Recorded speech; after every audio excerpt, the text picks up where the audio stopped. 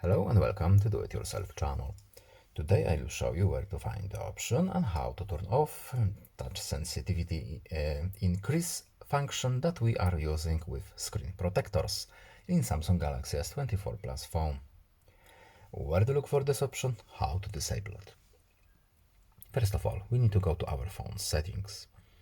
Then we need to go to display options menu. Next, we need to scroll down, and here we have our touch sensitivity option. What does this function do? We have a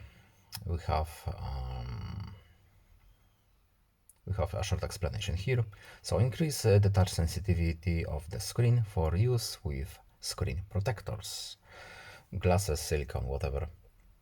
So if we don't have a screen protector, or we don't want this option to be on, we can simply turn it off right here. It's a simple on or off switch. There are no other hidden options here.